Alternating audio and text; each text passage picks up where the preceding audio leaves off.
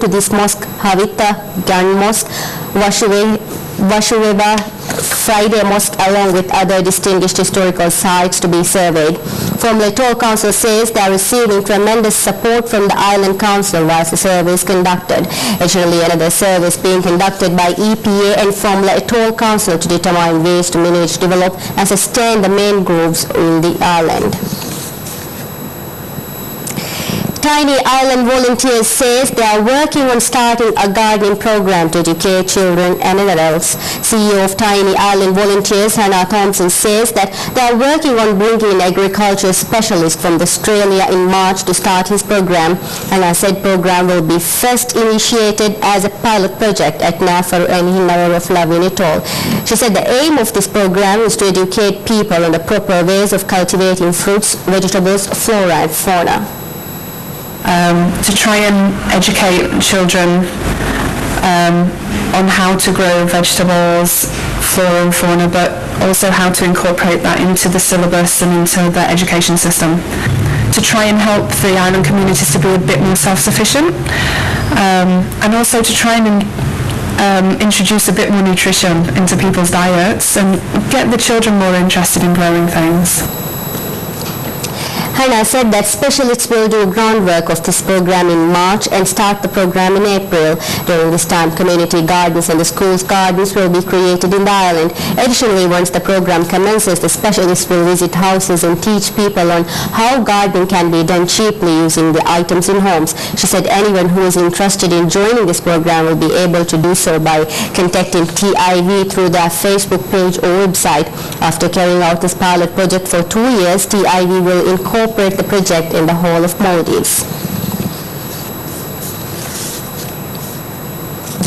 Now we'll have a look at the news from international arena. Police say at least 26 people from a marriage party were killed Tuesday evening when an overloaded minibus collided head-on with a speeding truck in Uttar Pradesh's Manipuri district, 120 kilometers from here.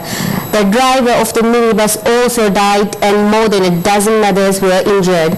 Police have identified 23 bodies. The seriously injured have been taken to Agra's Asan Medical College Hospital.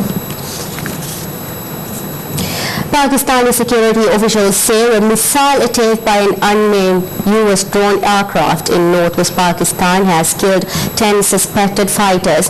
Officials said the missile struck a camp about 10 kilometers southeast of Miran Shah, North Waziristan, near the Afghan border. Pakistan has previously complained that such attacks violated sovereignty. Last month, U.S. President Barack Obama defended the use of drones to target fighters in Pakistan's tribal areas. Those killed included foreign fighters, officials said, but their nationalities were not specified.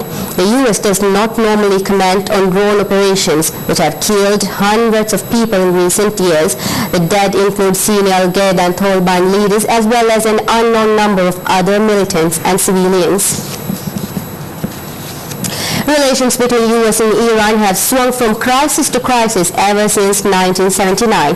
On the other hand, recently this tension is turning into outright confrontation and the threat of war. In October 2011, an Iranian plot to kill the Saudi ambassador to the United States became public. A month later, the International Atomic Energy Agency issued a report that showed Iran had experimented with virtually every element of nuclear weapons production and studied how to put nuclear weapons on its missiles. In December, the United States passed new sanctions aimed to halt Iranian oil exports that nearly crippled Iran's ability to conduct international banking. The European passed similar sanctions this January. In response, Iran carried out a massive naval exercise in the Gulf and Indian Ocean. It issued threats to close the Gulf and even demanded the U.S. warships should not enter the Gulf. Last month, U.S. Secretary of Defense Leon Panetta warned that Iran might have a basic nuclear device within a year, although actual weapons would take more time to produce. Nothing about history offers any certainty about the future. Tensions and fears are rising in Israel and the Gulf. The risk of war will grow and can lead to threats or actions that raise oil prices even further, says the analysts. Rescue workers pulled a 30-year-old man out alive after he was trapped for 46 hours in the rubble of a collapsed factory in the eastern Pakistan city of Lahore. At least 18 people died when the three-story medicine factory collapsed on Monday after several gas cylinders inside exploded. It had been set up illegally in a residential area of Lahore and continued operations even though the government tried to shut it down 3 times. Rescue workers said that they heard the 30-year-old man, Ghulam Abbas, screaming for help. It took them several hours to pull him out from the jagged pile of concrete blocks. He was the 16th person to be saved and told the rescuers that there were others who were still trapped alive. Workers have retrieved 18 bodies so far. The United Nations Children's Fund UNICEF sounds the alarm about the plight of children caught up in the bloodshed in Syria, where nearly 11 months of violence have led to the deaths and injuries of hundreds of young people. UNICEF in a statement said that there are reports of children being arbitrarily arrested, tortured and sexually abused while in detention in Syria, adding that heavy shelling by government forces of civilian neighborhoods in the city of Homs in recent days is no doubt causing further suffering for more children. UNICEF Executive Director Anthony Lake said this must stop. Even one child killed in the violence is one child too many, says UNICEF. UNICEF said it does not have access to the affected areas of Homs and cannot confirm the impact of the attacks there, but there are credible reports, including from international media inside the city, that children are caught up in the violence. According to media reports, Syrian troops have escalated their assault on Homs using heavy artillery and shelling against civilians as part of their wider crackdown against a public pro-democracy movement that emerged early last year. Top UN officials have repeatedly called on the government to end its violence against the Syrian people amid a rising death toll that has surpassed 5,000 since the uprising began in March 2011 and to seek a peaceful and durable solution to the crisis.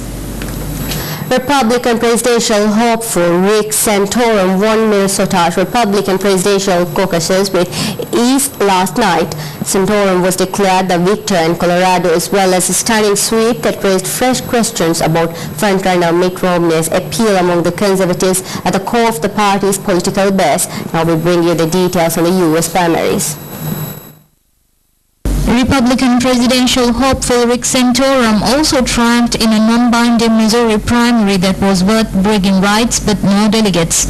Your votes today were not just heard loud and wide across the state of Missouri and Minnesota, but they were heard loud and louder all across this country. And particularly in a place that I suspect, maybe in Massachusetts, they were heard particularly loud tonight. Returns from 83% of Minnesota's precincts shows Santorum with 45% support, Texas Representative Ron Paul with 27%, and Romney, who won the state in his first try for nomination 4 years ago with 17%. Former House Speaker Newt Gingrich trailed with 11%. In Colorado, the state party chairman Ryan Cole said Santorum was the winner in a long, slow count. He spoke as returns from 79% of the precincts showed the former Pennsylvania senator with 38% support to 35% for Romney. Gingrich led Ron Paul for third place, although both men had 13% of the vote. Paul, campaigning in Golden Valley, Minnesota, was also full of fighting talk. The victories were Santorum's first since his slim win in the Iowa caucuses early in January. Romney, who had shifted the focus of his campaign in recent days from the economy to abortion and to religious freedom, put a brave face on it all. This was a good night for Rick Santorum. Want to congratulate Senator Santorum. Wish him the very best. We'll keep on campaigning down the road, but I expect to become our nominee with your help. Earlier in the day, the former Massachusetts governor's team had worked to lower expectations in the run-up to vote in 3 states, and the candidate himself had started emphasizing his positions on social issues in the days since he won Saturday's Nevada caucuses. It was a clear sign that he sensed a threat from Santorum, who was challenging Newt Gingrich for the claim of conservative alternative to Romney. Looking at today's business news stories, leading travel specialist in affordable holiday making, the Mercury directly introduces an attractive collection of travel options to Maldives. UK travellers can now fly to the most celebrated Indian Ocean destinations at prices starting as little as £975 and enjoy a tropical holiday tailored to customer demand by Micro Direct. 8 spectacular private resort islands in